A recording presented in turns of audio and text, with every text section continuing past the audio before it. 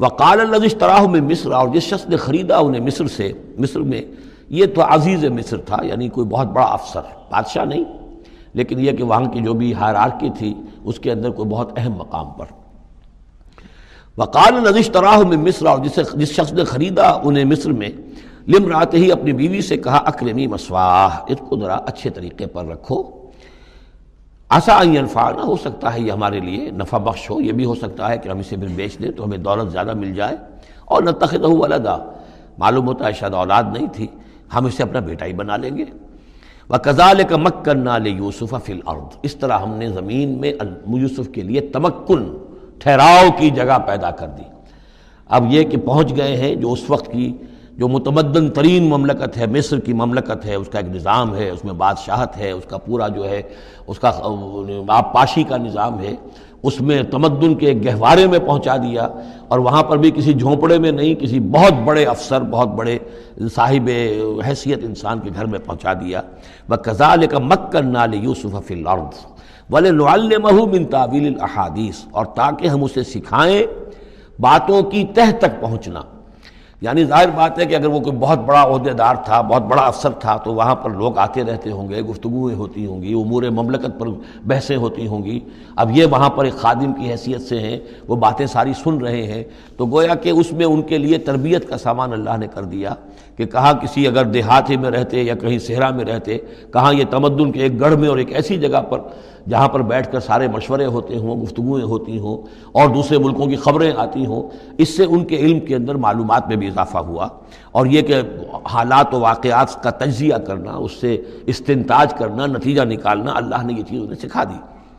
واللہ غالب علی امرہ، اللہ تعالیٰ تو اپنے معاملے پر، اپنے حکم پر، اپنے فیصلے پر غالب ہے، ولکن اکثر الناس لا یعلمون، لیکن اکثر لوگ جانتے نہیں۔ ولما بلغ اشدہ آتیناہ حکما وعلما، جب وہ اپنی پوری پختگی کو پہنچ گئے تو ہم نے انہیں حکم اور علم دونوں دیے، اس سے مراد نبوت ہے،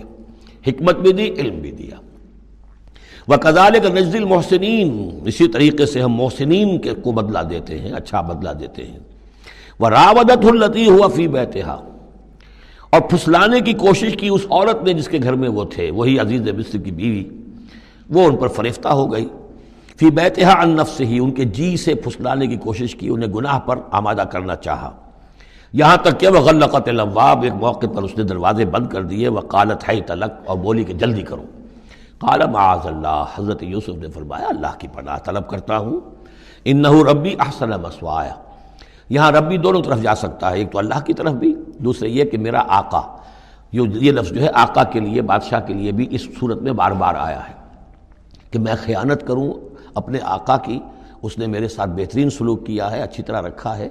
میں یہ بھی نہیں کر سکتا، اور یہ بھی ہو سکتا ہے اللہ نے سارا بندوبست کیا ہے، اللہ ہی نے تو سارا مکننا لیوسف، تو دونوں طرف یہ لفظ جا سکتا ہے۔ معاذ اللہ انہ ربی احسن مثوایا انہ لا یفلح الظالمون، گناہ گار اور ظالم لوگ جو ہیں فلاح نہیں پایا کرتے۔ وَلَقَدْ هَمَّتْ بِهِ وَهَمَّ بِهَا، اور وہ تو ان کی طرف لپکی، یا یوں سمجھیے کہ اس نے تو ارادہ کیا اس کا، وَهَمَّ بِهَا لَوْلَا أَن رَأَىٰ بُرْهَانَ رَبِّهِ، اور وہ بھی کرتا اگر نہ دیکھ لیتا اپنے رب کی ایک دلیل۔ یعنی یہ کہ یوسف جوان بھی تھے، یوسف جو ہے پھر بہرحال انسان تھے، طبع بشری کی بنیاد پر ان کے اندر بھی وہ ایک داعیہ پیدا ہو سکتا تھا، لیکن اللہ تعالیٰ کا خاص انتظام یہ ہوا کہ کوئی خاص اس وقت اللہ نے انہیں اپنی ایسی نشانی دکھائی، برہان دکھائی۔ روایات میں یہ آتا ہے کہ دیوار پر حضرت یعقوب علیہ السلام کی شکل ظاہر ہوئی، اور وہ انگلی سے اشارہ کر رہے تھے کہ باز رہنا،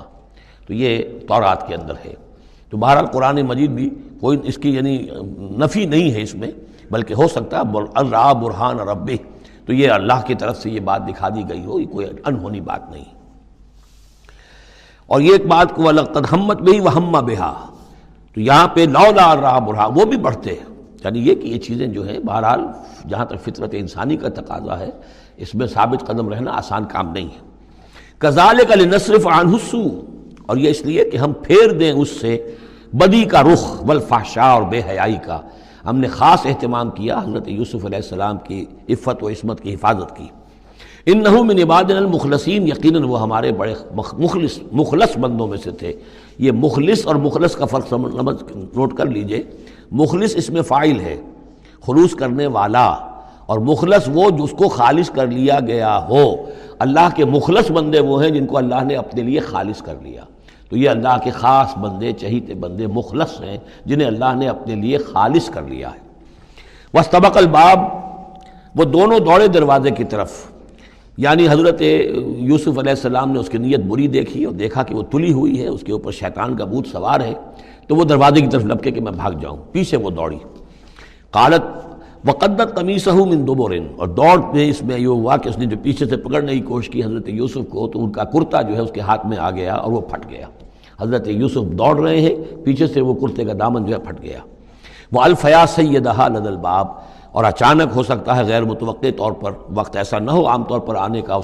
اس کا جو شوہر تھا، اس کو دونوں نے دیکھا کہ وہ دونوں دروازے کے اوپر وہ موجود ہیں۔ پایا ان دونوں نے اس کے شوہر کو، اس کے سردار کو، اس کے آقا کو، اس کے شوہر کو لدى الباب، دروازے کے پاس۔ قالت ما جزاء من اراد باهلك سوءا، اب دیکھیے یہ ہے وہ کہ جو عورت کے جو چلتر جس کو کہتے ہیں مشہور، فوراً جو اس نے پیترا بدلا ہے، اس نے کہا اپنے شوہر سے مخاطب ہو کر، بڑا سوچو کیا سزا ہونی چاہیے اس شخص کی جو تمہاری بیوی کے ساتھ بدکاری کا ارادہ کرے، یعنی یہ کہ یہ جو یوسف ہے یہ مجھ پر گویا کہ مجرمانہ حملہ کرنا چاہتا تھا اور میں نے اپنے آپ کو بچایا ہے۔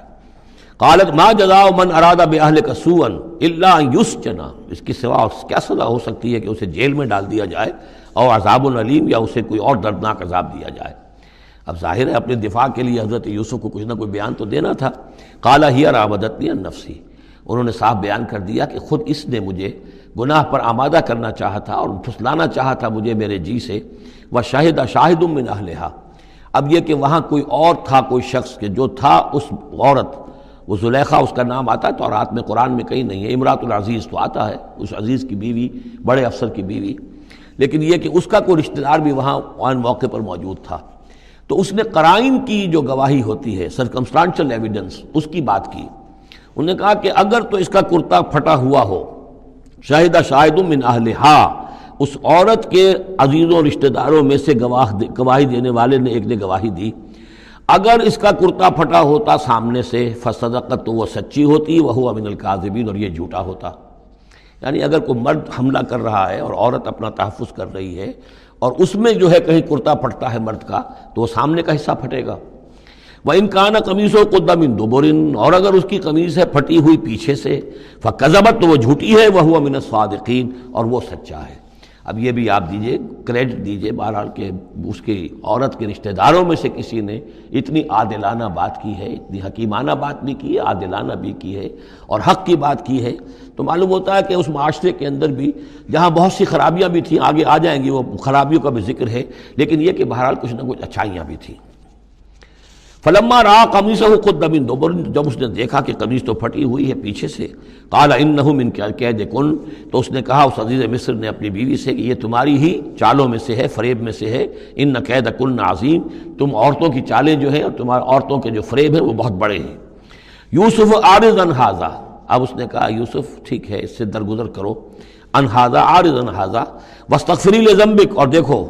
تم اپنی بیوی سے مخاطب ہو کہا تم اپنی گناہ کا استغفار کرو، توبہ کرو، انک کنت من الخاطئین، یقیناً تو ہی تھی خطا کار۔